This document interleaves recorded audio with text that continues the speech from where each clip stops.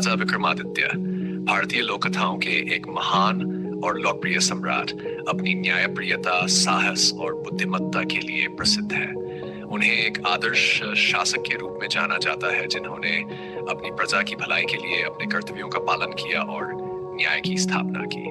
वे उज्जैन के राजा थे और उनके शासनकाल को भारतीय इतिहास में स्वर्णकाल माना जाता है। उनके बारे में कई रोमांचक और शिक्षाप्रद कथाएं हैं, जिनमें सबसे प्रसिद्ध विक्रम और बेताल की कहानियां हैं। एक प्रसिद्ध कहानी के अनुसार एक दिन एक तांत्रिक ने राजा विक्रमादित्य से मदद मांगी। वह चाहता था कि राजा एक भयावह और शक्तिशाली आत्मा बेताल को पकड़ कर लाए, जो एक बबूल के पेड़ पर उल्टा लटकता था। तांत्रिक ने राजा को चेतावनी दी थी कि यह कार्य अत्यंत कठिन और खतरनाक होगा, लेकिन विक्रमादित्य ने बिना डर के ये चुनौती स्वीकार की।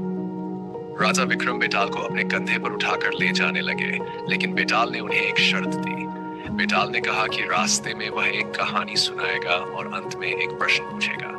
यदि राजा विक्रम उस प्रश्न का उत्तर देंगे तो उनका सिर फट जाएगा, और यदि वे चुप रहेंगे तो बेताल फिर से पेड़ पर वापस चला जाएगा। इस तरह हर रात बेताल एक दिलचस्प कहानी सुनाता और एक कठिन सवाल पूछता। विक्रमादित्य अपनी पूरी बुद्धिमत्ता और न्याय की भावना के साथ इन सवालों का उत्तर देते, लेकिन बेताल हमेशा उन्हें पेड़ पर वापस भेज देता। यह सिलसिला कई रातों तक चलता रहा, जिसमें विक्रम को अपनी समझ और धैर्य का पूरी तरह से परीक्षण करना पड़ा। आखिरकार विक्रमादित्य की समझ और न्यायप्रियता ने बेताल को प्रभावित किया। बेताल ने विक्रम को बताया कि तांत्रिक दरअसल एक बुरा इरादा रखते हुए उन्हें बलि चढ़ाने की योजना बना रहा था। विक्रमादित्य ने तांत्रिक को हराया और बेताल को उसकी मुक्ति दी।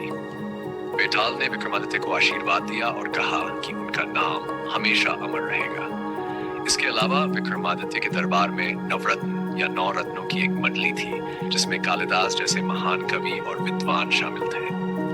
इन विद्वानों के साथ मिलकर विक्रमादित्य ने साहित्य, कला और विज्ञान में अपार योगदान दिया, और उनका शासन एक स्वर्णकाल के रूप में याद किया गया। राजा विक्रमादित्य की कहानियां न केवल मनोरंजन प्रदान करती हैं, बल्कि हमें न्याय, साहस और बुद्धिमत्ता की अहमियत भी सिखाती है। वे एक आदर्श शासक के रूप में हमेशा भारतीय लोक कथाओं में जीवित रहेंगे।